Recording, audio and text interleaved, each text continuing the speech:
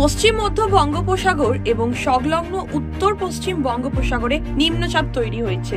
শক্তিশালী হয়ে যা সুস্পষ্ট নিম্নচাপে পরিণত হবে। উত্তর অন্ধ্রপ্রদেশ এবং দক্ষিণ উড়িষ্যা উপকূলে এটি স্থলভাগে প্রবেশ করবে আগামী 2 দিনে। এর সরাসরি প্রভাব না থাকলেও প্রচুর জলীয় বাষ্প ঢুকবে বাংলায়। এই নিম্নচাপের টানে বাংলা থেকে উড়িষ্যায় এখন মৌসুমী অক্ষরেখা। 15 আগস্ট শুক্রবার পর্যন্ত মৎস্যজীবীদের সমুদ্রে যেতে নিষেধাজ্ঞা জারি করা হয়েছে। বুধবার উত্তরবঙ্গের দার্জিলিং, কালিম্পং, আলিপুরদুয়ার, জলপাইগুড়ি ও কোচবিহারে ভারী বৃষ্টির সতর্কতা, সঙ্গে মালদা ও 2 দিনাজপুরেও বিক্ষিপ্ত বজ্রবিদ্যুৎ সহ বৃষ্টির সতর্কতা। বুধবার মধ্য বঙ্গোপসাগরে নতুন করে একটি নিম্নচাপ তৈরি হয়েছে, যার জেরে ফের ঝড় বৃষ্টির পূর্বাভাস কলকাতা সহ দক্ষিণের সব জেলায়। দক্ষিণবঙ্গের কলকাতা, হাওড়া, হুগলি, 2 চব্বিশ পরগনা, পুরুলিয়া, বাঁকুড়া, ঝাড়গ্রাম, পূর্ব মেদিনীপুর ও পশ্চিম মেদিনীপুরের দুর্যোগের সম্ভাবনা বেশি। বৃষ্টির পাশাপাশি 30 থেকে 40 কিলোমিটার গতিবেগে বইবে দমকা হাওয়া। কলকাতায় বৃহস্পতিবার সর্বনিম্ন তাপমাত্রা 26.2 ডিগ্রি সেলসিয়াস।